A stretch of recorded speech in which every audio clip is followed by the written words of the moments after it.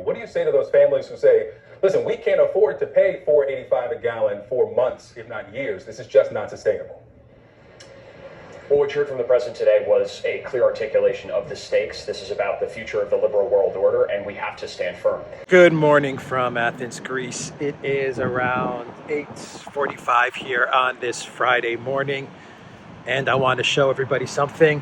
This is another Greek phone booth, an old style Greek phone booth operated by ODYSEE, the Greek telecom company.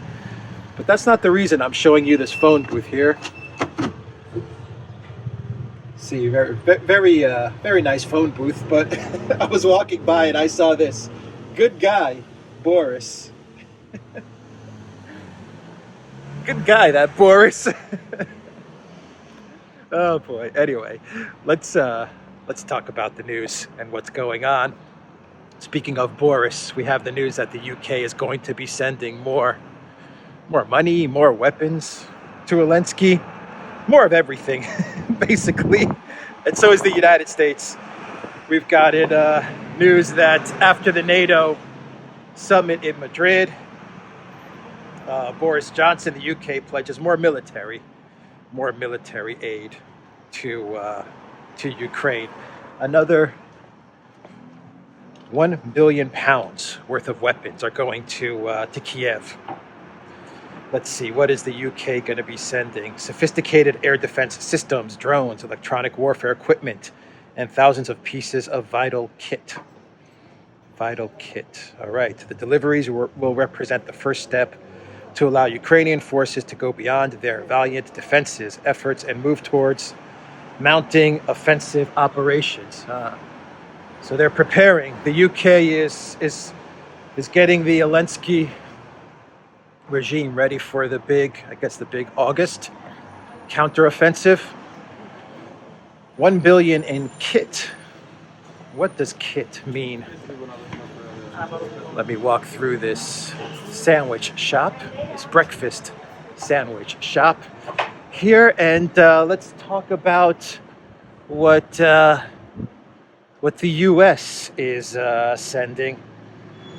What is Bidenapolis going to be sending to Ukraine? Well, Bidenapolis pledged his long-term support for Ukraine. Okay. The U.S. president declared that Washington will, and I quote, stick with Ukraine as long as it takes, insisting the conflict with Russia won't end with Moscow prevailing over Kiev. All right. Biden also argued that Russian President Vladimir Putin was getting exactly what he did not want. That's a direct quote, suggesting Moscow had wanted the Finlandization of NATO, but Putin, got the NATOization of Finland. Along with Sweden, Finland applied for NATO, and both countries' applications were officially accepted earlier this week. So Moscow, Putin wanted the Finlandization of NATO. What exactly does that mean? I don't know. Am I missing something? What exactly happens when NATO becomes Finlandized? Is that what this whole special military operation was about?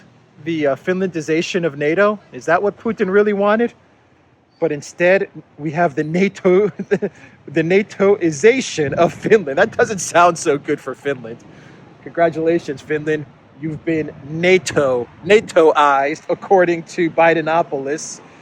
Let's see. The U.S. has also thrown a lot of money, blah, blah, $54 billion in economic and military aid. What else is Bidenapolis promising? That's it. Okay, so Biden is not, he didn't announce any more money yet. Just the UK. It's just the UK that's going to give a billion in kit. $1 billion in kit. That is going to help Zelensky mount his counteroffensive. Good guy, Boris, as that graffiti wrote. Good guy, Boris. I think we have a new nickname for Boris Johnson. Good guy, Boris. Courtesy of some graffiti writer in Athens, Greece. But okay, so Biden is just basically pledging support for now. I'm sure they're going to give more money and more weapons. But in his latest speech, he's just giving his undying affection and support to Ukraine, and he's talking about the Finlandization. Egoime.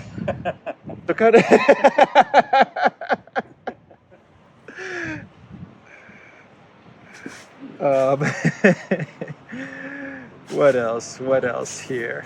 Okay, so since we're talking about NATO and we're on the NATO subject, I may have jumped the gun with Turkey, Finland, Sweden, and NATO. So So Finland and Sweden's candidacy in NATO has been accepted, but they're not going to be fast-tracked. I said in my video yesterday that most likely they'll probably be fast-tracked and allowed into NATO within a day. That is not true. Finland and Sweden are going to go through the process of the regular candidacy process. It's going to take about a year, and they have to get approved by like all the parliaments of the 30 countries in NATO, and they're just going to basically go through the normal process before they're officially entered into NATO. And basically all that really means, the officially entered, is the protection of Article 5. Not that really means anything if you go by Ukraine, which is not a member of NATO, which is not a candidate country of NATO, but still all of NATO has decided to essentially wage a proxy war against Russia over Ukraine. So even Article 5, I don't really think it means much, if you want my honest opinion. I think that at this point in time, NATO is pretty much an alliance that will support any country that decides to fight with Russia or China. I think it's that simple.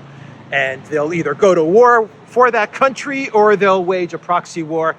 I think at this moment in time, NATO prefers a proxy war because it's good business. And we'll get into the business side of things with regards to Greece and Turkey. But let's focus on what I was saying with Turkey, Finland, and Sweden. So Finland and Sweden, they're going to go through the process. It'll take about a year. They'll go through the parliaments of all the countries. The parliaments have to vote them in, and then they'll become a candidate country. But Erdogan came out with some comments yesterday, and he said, not so fast. If Finland and Sweden, if they don't follow all of the terms of the agreement, whatever those terms are, i.e., I guess, extradition of these 33 PKK Kurdish citizens of Finland and Sweden, because I think they are citizens. I know that some of them are actual MPs. They're actually in parliament. So I guess if Finland and Sweden, if they don't follow the terms of the agreement, then according to Erdogan, they are not going to have their application sent to the Turkish parliament, and then Turkey will not be allowing them into NATO. They're going to remain a candidate forever, I guess. Is that what's going to happen? But man, Erdogan, he is really Finland, Sweden. I have one question for the elites, for the politicians in Finland and Sweden. Is this really worth it? Are you really going to allow Erdogan to torture you and punish you for the next year just so you can get into NATO? Just so you can, according to Bidenomipolis, be NATOized, the NATOization of Finland? Is this really worth it, this humiliation at the hands of Erdogan? Man, so Erdogan is going to drag this out for a year, and he's just going to continue to extract stuff from the EU, from NATO, from the United States. That's what he's going to do. This is what he said. This is what Erdogan stated.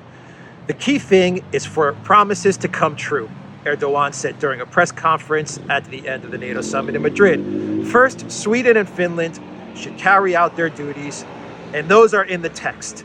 But if they don't, of course, it is out of the question for the ratification to be sent to our parliament, Erdogan added. The membership bid of any country must be supported by all NATO member states and ratified by their parliaments before the process of accession can actually start. Yeah, so Erdogan is going to, as we say in the United States, he's going to really milk this.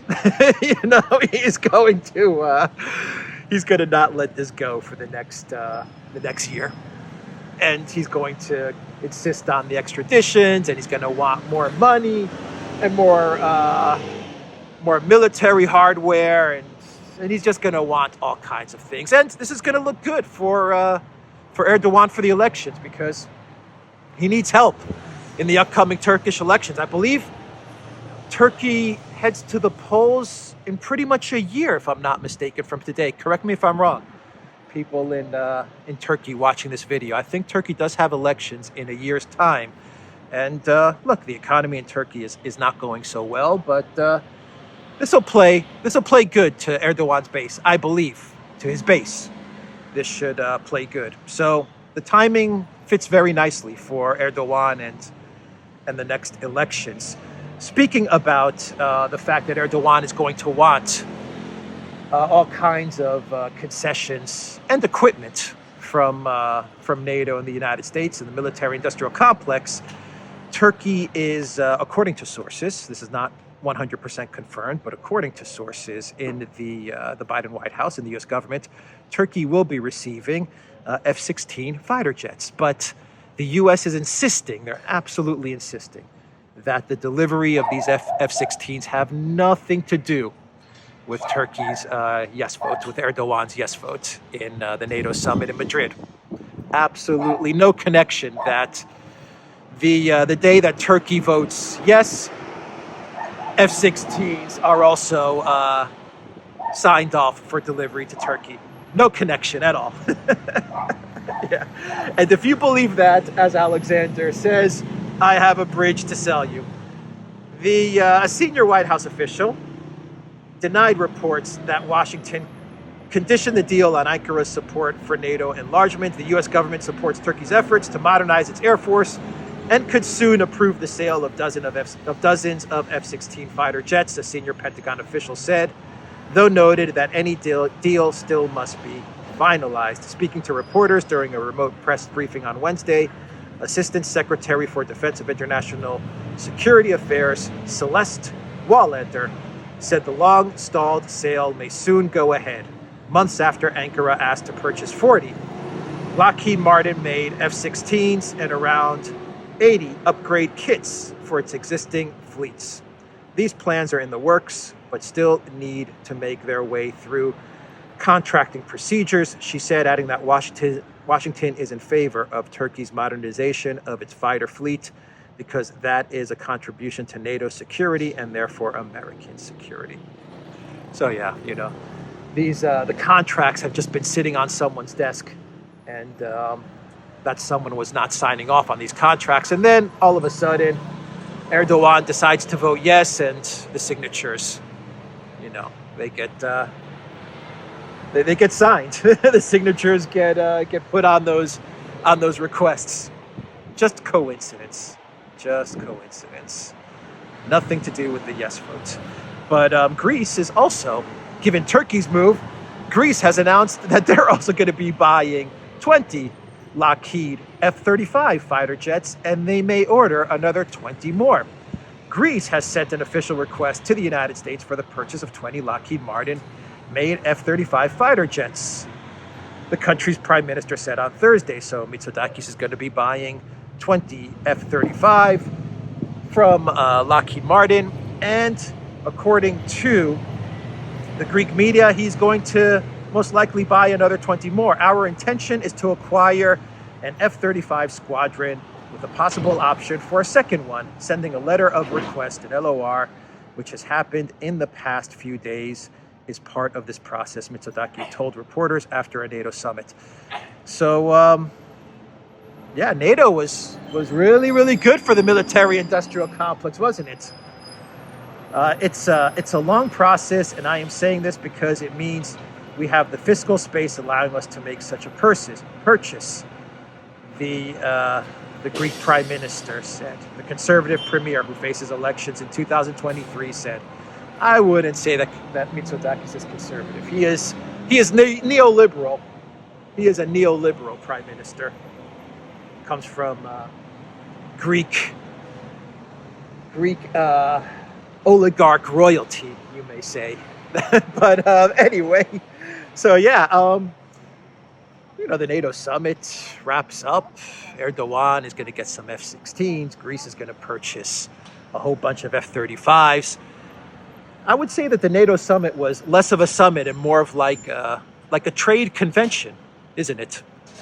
Kind of one of those like Las Vegas trade conventions where a bunch of companies, set up their kiosks, and a bunch of buyers go there and they see what those companies have, and then they sign deals. They make deals. I'm sure everyone watching this video has been to one of these trade and business conventions. Maybe in Vegas. Vegas has the best ones. Really big, really cool. And Europe also has these trade conventions. That's basically what this NATO Madrid summit was. It was just the military-industrial complex setting up their kiosks in Madrid and talking up the fact that Russia has invaded Ukraine and that China is now a systemic challenge. And all the countries in attendance, they sign their military deals. They sign their purchases from these suppliers. So Turkey and Greece, they're making big purchases. Of course, there are tensions between Turkey and Greece, and there's always the fear of some sort of skirmish or something breaking out. I don't see any major conflict, but you always have these little skirmishes that break out every now and then. Sometimes they're a little worse than other times, but they're pretty routine in this side of the world to have these skirmishes and these tensions between Greece and Turkey. But the main point in all of this is that it's controlled. Everything is controlled by the United States and by NATO, so that you have the tension. Greece buys more military equipment, Turkey buys more military equipment, and then things calm down, and then the tension ratchets up again, and then Greece buys more military equipment, Turkey buys more military equipment, and rinse and repeat. So China was not too happy with NATO branding it a systemic challenge, and they came out and they slammed NATO for maliciously, that is the word they use, maliciously smearing China as a security threat.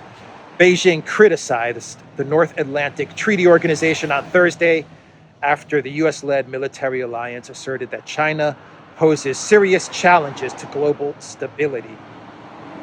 NATO listed China as one of its priorities in the so-called 2022 strategic concept that leaders approved on Wednesday at a summit in Madrid.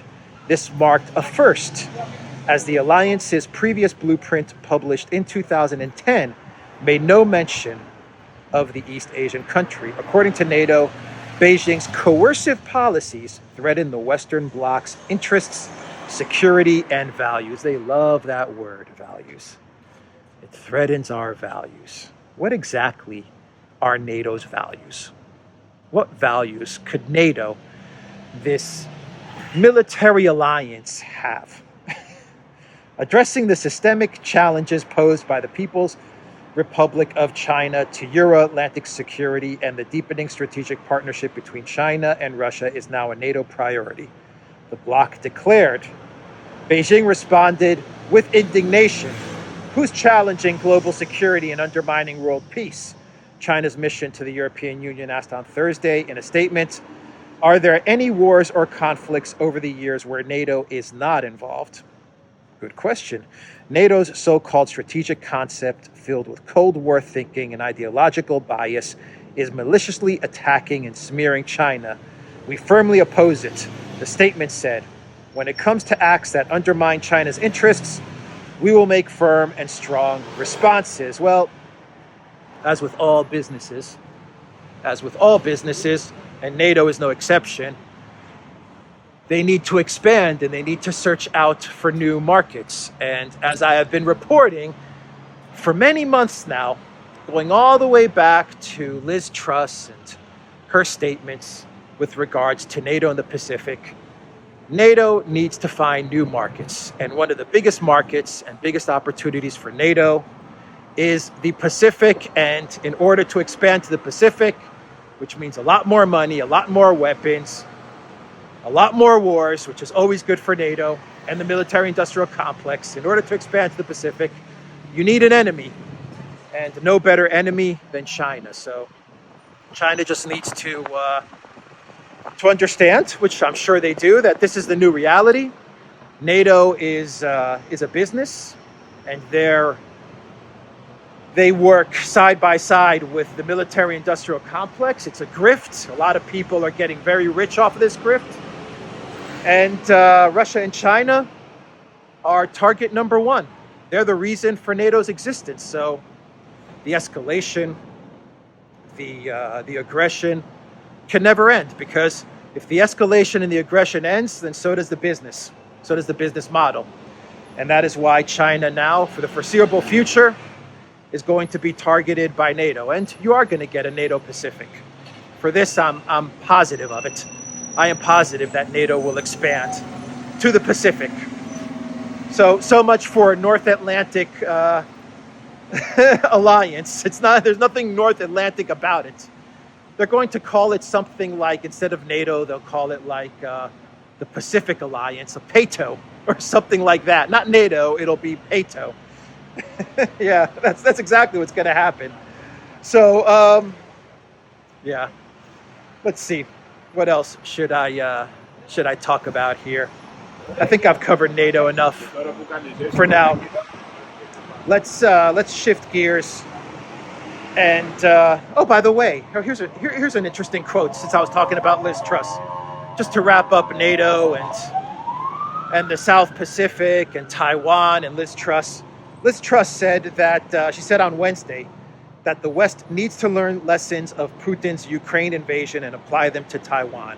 Quote, "We should have done things earlier. We should have been supplying the defensive weapons into Ukraine earlier.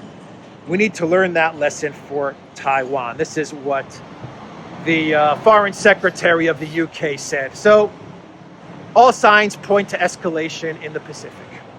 All signs point to ramping up the Taiwan issue in the Pacific. And Liz Truss, well, her quote saying that we should have given support and weapons to Ukraine earlier, that's a joke, because after the coup, the Obama-Biden coup, the EU coup of 2014 in Ukraine, the United States was, and Europe and the EU, they were sending weapons and money into Kiev from the get-go. And well before the coup, the Maidan coup, they were arming Ukraine to the teeth from the very beginning. How else do you explain those well-fortified, concrete trenches, fortifications in Donbass that took 8 years to build? Those fortifications, they didn't happen overnight. They took 8 years to build, which the Russians are now dismantling. But that was done from the very, very get-go of the coup. So that's Liz Truss' statement. And I've got a clown world to finish off the video, but I do want to talk about one more story, two more stories real quick. We have the prisoner swap that Putin signed off on yesterday between Ukraine and Russia, 144 for 144. I think Russia got the better end of this deal. It's a 1-for-1 swap. I understand that there were some Azov guys in the swap. I don't know what you do in these types of situations. I understand that you don't want to perhaps send the Azov guys back to Ukraine, but we don't know if these were Azov. I doubt these were Azov commanders or very high-ranking officials. I'm sure they were vetted. I'm sure they were checked out before they were included in this 144 swap. But in general, a 1-for-1 swap, I think, is a win for Russia, a big win for Russia. And most importantly, you get your soldiers home. Both sides get their soldiers home. But I think this was a good move by Putin to sign off on this. And that's all I have to say there for that story. The other real quick story that I want to get to is Germany seizing the LNG tankers. what kind of piracy is going on from the collective West? So Germany seized three LNG tankers the other day, Russian LNG tankers, Gazprom LNG tankers. Germany has assumed control of 3 LNG carriers that belong to Russian energy major Gazprom. Britain's Telegraph newspaper reported on Thursday, citing maritime operator Dynagas LNG. According to the report, the firm said that the German government confiscated the charters of its 3 LNG tankers, which were possibly fixed to Gazprom's German subsidiary, Gazprom Germania, which used to operate some of Germany's largest natural gas storage facilities, was taken over by Berlin several weeks ago as part of Ukraine-related sanctions on Russia. In response, Gazprom stopped supplying gas to the company, which resulted in liquefied problems and jeopardized the work of key gas retailers in Germany and the UK, which work with the unit. So basically just piracy theft coming out of Germany. They confiscated, pretty much nationalized Gazprom Germania, and now they're just seizing all of Gazprom Germania's assets, including supposedly, allegedly, 3 LNG tankers, which are connected to Gazprom Germania. This is just theft and piracy. Plain and simple. That's all this is. And it's desperation and panic from Germany because they don't know what to do with their collapsing economy thanks to the very sanctions that they imposed on Russia. So they're falling back on theft. They're stealing. So what is Russia going to do? I'm sure they're going to respond asymmetrically to this action. But it is really amazing that all the things that have been done to Russia with regards to this economic war of attrition, to the seizing of assets, the 300 billion in foreign reserves, and all of these things that have been done to Russia, the seizing of ships, tankers, subsidiaries in Germany, Russia still hasn't really done anything. It hasn't really taken that many retaliatory steps towards the EU. Except for gas for rubles, that's all that the Russian government has done. That's it. They haven't seized any tankers. They haven't stolen anything. Nothing. Even the Nord Stream 1, the 40% reduction of gas to Nord Stream 1 is kind of a Canadian-German own goal. You know, they kind of did it to themselves by not having Siemens fix the equipment, and Russia seized on that opportunity to reduce gas from Nord Stream 1. So it is really incredible that all of these things have been done to Russia, and Russia hasn't really done that much back at all to the EU and the collective West. The White House, by the way, is so panicked that there are reports that they're starting to create models focused around $200 a barrel oil. That's how panicked the White House has become, that they're starting to model their economic predictions and their budget around $200 oil. Wow. That's incredible. That means we're going to get to $200 a barrel, I imagine. Anyway, let's do a quick clown world and we'll wrap up this video. And the clown world comes from Germany. And who else but the Ukraine ambassador in Germany? He is once again ridiculing the German government, but in this case, German intellectuals, and he does this on a weekly basis. I've been reporting on the fact that this guy, the Ukraine ambassador in Germany, loves to make fun of Schultz. He loves to ridicule the German government, and he loves to ridicule the German society and German people. And no one says anything to this guy, Andrei Melnik, the Ukraine ambassador in Germany. So Mr. Melnik slammed the signatories of an open letter which calls on the West to stop providing Ukraine with weapons. Kiev's ambassador to Berlin has insulted a group of German intellectuals who penned an open letter advocating the end of arms deliveries to Ukraine. The signatories called on the West to make Kiev negotiate peace. God forbid that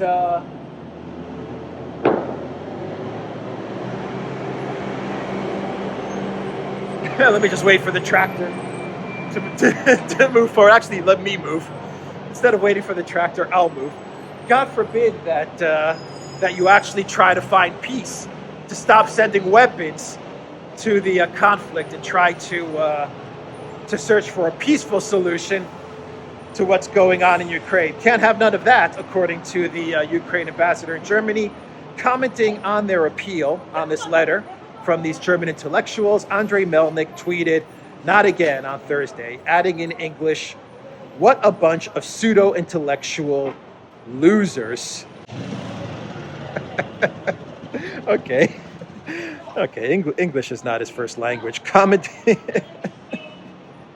referring to some of the signatories by their last names, Melnik suggested they should go to hell with their defeatist advice. All right.